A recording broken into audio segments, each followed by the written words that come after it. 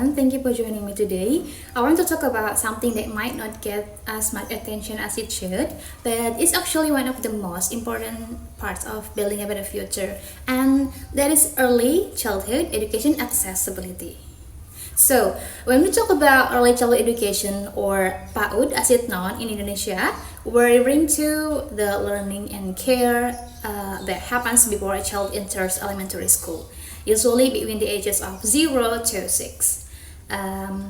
This is such a critical time because when a child's brain is developing the fastest, and then every time they see, they learn and feel at this age has a lasting impact.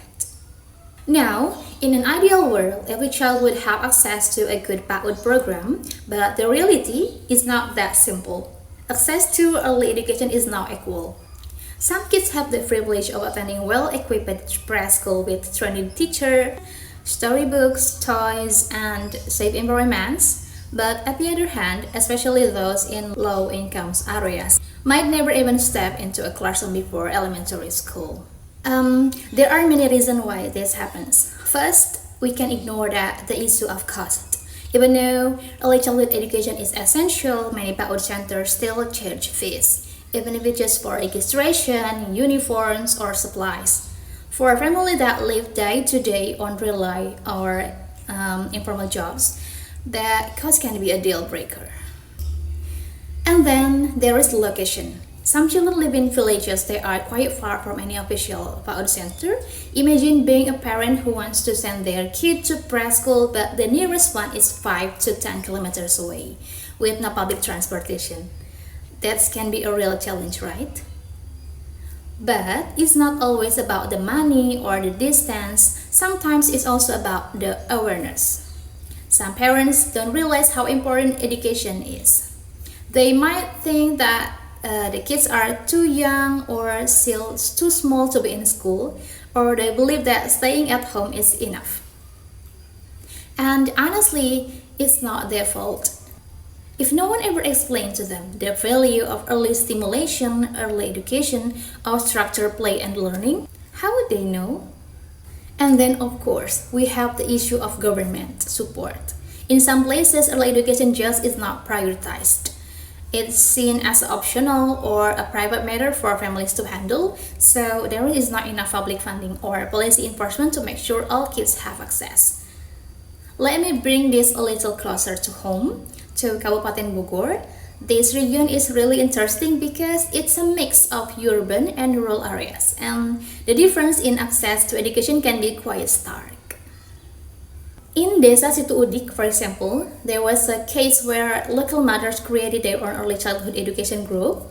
It's called PAUD Berbasis Lingkungan, an environmental-based learning program. The community realized that they couldn't wait for formal institutions to come and build a school for them, so the mothers stepped in. They volunteered their time, shared teaching duties, and used whatever resources they had. Sometimes just leaves, stones, or even just water as a learning material for the child. This program didn't charge a fixed fee, and parents gave whatever they could. The important thing was their children were learning, and they were doing it together as a community. This kind of grassroots movement shows just how powerful local initiative can be when the access is limited. Another example is from Kecamatan Tanjung Sari. The local education department there has actually planned to build a public early childhood for education, a proper PAUD Negeri. The building is meant to serve around 15 to 20 children in a space that meets the national safety and quality standards. This is a great step forward because when the government stepped in with the resources and planning, it lifts some of the burden of family and communities. But even with these efforts, there are still challenges. A study in one of Park Bogor found that many PAUD organizers and tutors lack of proper training. So even if there's a building and some students, the quality of the education might still be low. That's why accessibility doesn't just mean being to enter a classroom. It also means getting quality education inside that classroom. And honestly, the benefits of improving PAUD access are huge. Children who attend PAUD are more likely to be ready for elementary school. They know how to follow instruction, they understand how to work with others, and they have already been introduced to numbers, letter, and basic concept. This can give them a confident and strong foundation for the years ahead. And the impact doesn't stop with the child. PAUD programs can support working parents, especially mothers, by giving them a safe place to leave their children during work hours. And many early education programs also monitor children's growth and health, making it easier to detect issues like malnutrition or developmental delays early on. So, what is the solution? Honestly, there's no single answer, but there are many things we can do. First, we need to support from government, not just in building schools, but in training teachers, developing curriculums, and ensuring that rural areas are not left behind. A free or subsidized PAUD programs should be available for families who need them the most. Second, we need to support and empower communities. What happened in Desa Situ Udik is an incredible example of what can happen when local people are trusted and supported. If we provide simple training tools and encouragement, communities can be part of the solution itself. Third, we need more public awareness. Parents should understand that PAUD is not just a place for kids to play, it's a space for structured development that helps children grow mentally, emotionally, and socially. Campaigns, workshop, or even just a conversation can help change the mindset. And lastly, we have to make sure that the quality is the part of the education. Just having a building is not enough. We need trained teachers, fun and safe environments, and a curriculum that actually support the children's needs.